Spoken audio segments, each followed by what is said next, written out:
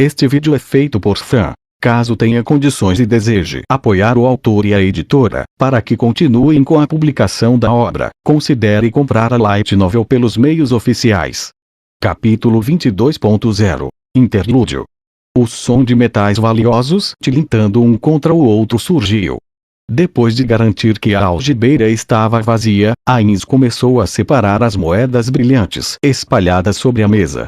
Ele colocou 10 moedas de prata ou ouro em cada pilha e depois as contou. Depois de totalizar as pilhas de moedas várias vezes, Ainz olhou dentro da algibeira. Estava vazio, como esperado. Depois de verificar esse fato, Ainz a deixou de lado e, em seguida, agarrou a sua própria cabeça. Não vai dar, não há dinheiro o suficiente. Seu rosto humano ilusório ficou depressivo. Claro, o dinheiro diante dele era uma quantia considerável. Um cidadão comum poderia trabalhar por décadas e não acumular esse valor. No entanto, para um mestre da grande tumba de Nazarick e sua única fonte de renda, era pouco mais do que um trocado. Este fato o deixou terrivelmente desconfortável. O estado mental de Ainz seria forçado a estabilizar uma vez que atingisse um certo limite. Portanto, ele deveria ter sido automaticamente acalmado quando o choque de não ter dinheiro suficiente fez um assalto relâmpago à tranquilidade de sua psique. No entanto, a soma das moedas antigas que ele possuía deu-lhe uma margem de manobra emocional e, portanto, o corte emocional não foi acionado. Em vez disso, ele queimava no fogo brando da ansiedade. Ainz balançou a cabeça e dividiu as moedas de ouro diante dele em várias pilhas. Primeiro, esse aqui é o financiamento adicional para o Sebas. A pilha de dinheiro diante dele diminuiu em um instante, e o rosto de Ainz se contraiu. Então há essa pilha, fundos para a reconstrução e auxílio financeiro para a aldeia Lizardman, de acordo com os desejos do Coquelutos, e então... Foi menos do que antes, mas a pilha de dinheiro foi movida, deixando apenas algumas peças de ouro para trás. Esse dinheiro é para as despesas da aldeia Lizardman, então se eu comprar da Guilda dos Aventureiros, eu posso usar minha reputação como um aventureiro adamantite para uns descontos. Isso deve tornar as coisas mais baratas. Será que dará certo? Ele recuperou várias moedas da pilha de coquelutos. Depois de contar e recontar as moedas restantes, Ainz murmurou baixinho para si mesmo. Talvez eu devesse conseguir um comerciante para me patrocinar ou algo assim. Seria uma boa maneira de criar um fluxo regular de renda além das aventuras. Havia apenas 3 equipes de aventureiros adamantite no reino, incluindo a do próprio Ainz. Portanto, às vezes, os comerciantes faziam pedidos por nome. Esses trabalhos eram fáceis e lucrativos para Ainz, e ele poderia facilmente se comprometer com alguns. No entanto, ele não o fez até agora. Isso porque Ainz queria evitar dar aos mercadores e aventureiros a impressão de que sua persona, Momon, era um homem ganancioso, ou talvez de alguém que faria qualquer coisa por dinheiro. Ainz pretendia construir uma imagem pública de um aventureiro amado por todos e depois transferir essa glória a si, Ainz ou Goon. Assim, ele tinha que estar atento ao que outras pessoas pensavam dele. Ainda assim, eu estou sem dinheiro. Por que fui inventar de ficar em uma pousada tão cara? Ainz olhou ao redor do cômodo opulento. Esta era a melhor pousada de toda Irrantel, e este era seu melhor quarto. Naturalmente, os preços para a acomodação eram igualmente surpreendentes. Porém, esse quarto não significava nada para Ainz, que não precisava dormir. Dado a este fato, ele queria gastar o dinheiro em outro lugar. O mesmo valia para as suas refeições. Por mais esplêndidos que fossem os pratos que a pousada preparara para Ainz, que não podia comê-los, tais pratos acabavam por ser insignificantes. Seria mais sensato cancelar as refeições e economizar o dinheiro. Contudo, Ainz sabia exatamente o porquê não podia fazer isso. Ainz, ou melhor dizendo, Momon era o único aventureiro classificado como adamantite nesta cidade. Um grande nome como ele não poderia morar em um albergue sem conforto onde era preciso fazer tudo sozinho. Os padrões de vida eram uma maneira fácil de comparar as pessoas.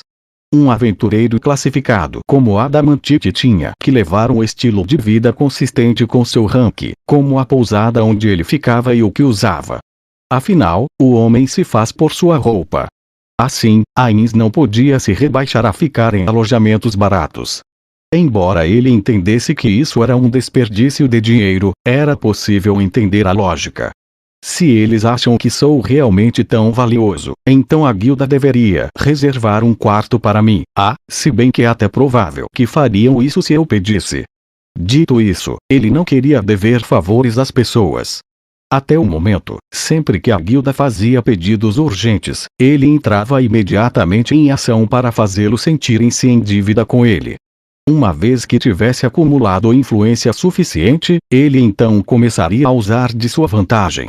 Se ele permitisse que as pessoas pagassem suas dívidas com coisas tão pequenas, seu plano estaria arruinado. Não há dinheiro. Preciso fazer alguma coisa, talvez, mais pedidos. Mas não houve tarefas bem remuneradas recentemente. E se eu pegar muitos de uma vez, os outros aventureiros me odiarão. Ele queria que Ainz ou Algov se tornasse uma lenda eterna, mas obviamente ele não queria que esse nome se tornasse infame. Ainz fez um semblante de suspiro, então memorizou a quantia de dinheiro que seria retirado da pilha. Falando em dinheiro, e quanto ao salário dos guardiões? Ainz fez e recostou-se na cadeira, olhando para o teto.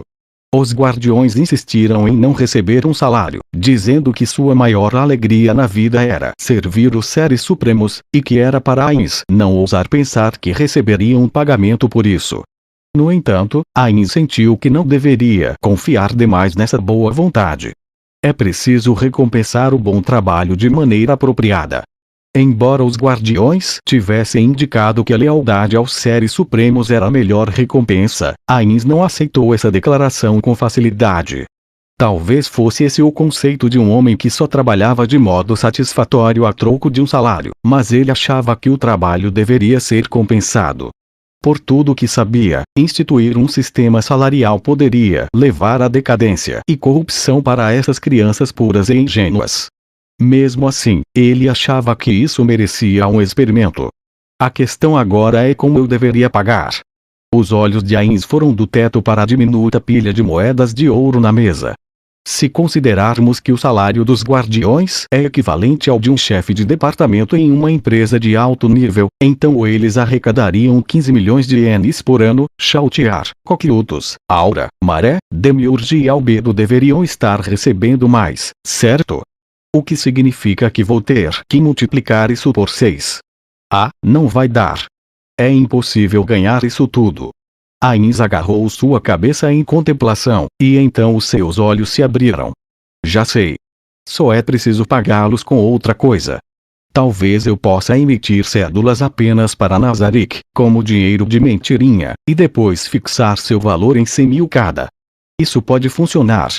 Mas depois de gritar isso, o rosto de Ainz se torceu novamente. Como ele faria todos usarem essas notas? Todas as instalações da grande tumba de Nazarick eram gratuitas. Mesmo que imprimisse essas notas, ele não sabia onde seriam utilizadas. E se eles se acostumarem a comprar itens desse mundo?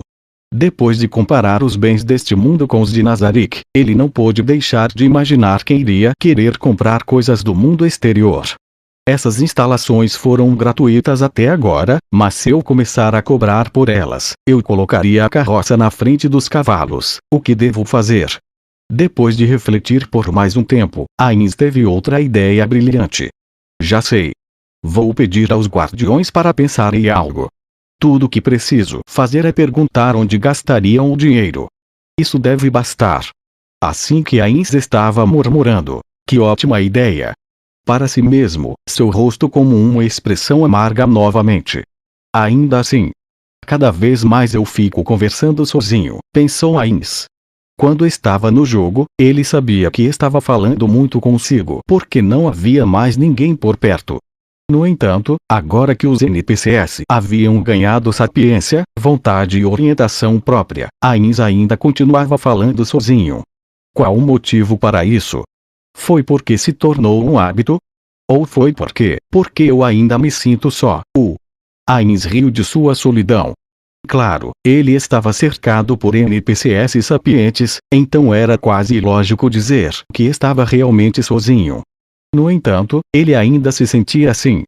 Talvez estivesse ocupado apagando a personalidade de Suzuki Satoru, a fim de melhor desempenhar o papel de Ainzo Algov, o grande líder dos 41 seres supremos que os guardiões o acusavam de ser. Ain suspirou, e, quando ele olhou de volta para as moedas em sua mesa, ele ouviu uma batida na porta. Depois de pouco tempo, a porta se abriu. Após verificar que era a pessoa que esperava, Narberal Gama, Ain franziu o senho. Agora, o canto da boca de Ainz estava enrolado, como se ele estivesse desaprovando-a. A ilusão de baixo nível que Ainz estava usando refletia seus pensamentos, de modo que ocasionalmente podia exibir uma expressão que não se encaixava no governante da grande tumba de Nazarick. Portanto, sempre que havia alguém por perto, e particularmente na frente de Narberal, ele tipicamente colocava uma expressão que o fazia parecer um governante severo e digno. Ele havia praticado isso diante do espelho muitas vezes, aperfeiçoando essa expressão com perfeição. Aconteceu algo, Nabé? Sua voz era a mesma voz forçada que ele sempre fazia. Sim, Momon Saene. Ah, esse seu hábito nunca morre. Sempre que eu chamo sua atenção, você para de fazer por um tempo. Já estou quase desistindo disso. Não precisa se curvar. Eu não estou com raiva, sei que está mostrando seu respeito por mim, bem, que seja. O chefe da guilda e os outros parecem ter ficado com a impressão errada disso, mas tudo bem. Então, o que atrasa aqui? Sim, senhor. Diz respeito ao minério que o senhor ordenou aos mercadores para encontrar, Momon-san. Eu não dei nenhuma ordem, foram apenas negócios, Ainz resmungou dentro de seu coração. Dito isso, a expressão severa em seu rosto permaneceu impassível. Perfeito, de qual local estamos falando? Eles coletaram amostras de todos os 8 lugares. Minhas mais profundas desculpas, mas eu não perguntei tais detalhes. Tudo bem, não se preocupe. Nós temos dinheiro. Mesmo que não saibamos de onde vieram, poderemos comprar todos. Ainz moveu as moedas na mesa para uma algibeira em um grande movimento e a jogou para Narberal. Ela decorosamente pegou a algibeira de dinheiro. Entendido. Entretanto, se me permite, posso perguntar o porquê. Porque estou comprando minério de vários locais. Narberal assentiu e Ainz explicou. Eu pretendo jogá-los na exchange caixa de troca. Simplificando, gostaria de ver se a quantidade de dinheiro recebido muda de acordo com a qualidade e localização do minério. A exchange box não deveria ser afetada por tais coisas. Por exemplo, até mesmo uma estátua primorosamente esculpida contaria apenas o mesmo que um pedaço bruto do mesmo material quando colocado na exchange box. Sendo esse o caso, e se a composição, a qualidade intrínseca do material variasse? Foi por isso que ele comprou todos esses minérios. Nabé sabia que eu consegui fixar um preço jogando grãos na caixa. Eu tive que jogar uma pilha de grãos até sair uma única moedinha, Ainz resmungou em seu coração.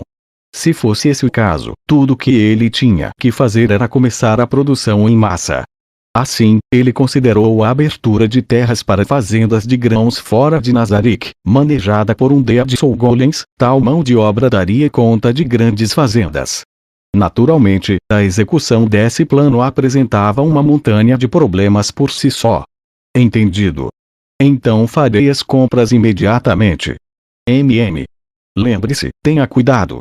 Não podemos garantir que não haverá charlatões. Se alguma coisa acontecer, sabe o que fazer, certo? Vou usar o Shadow Demônio Sombra como um escudo de carne.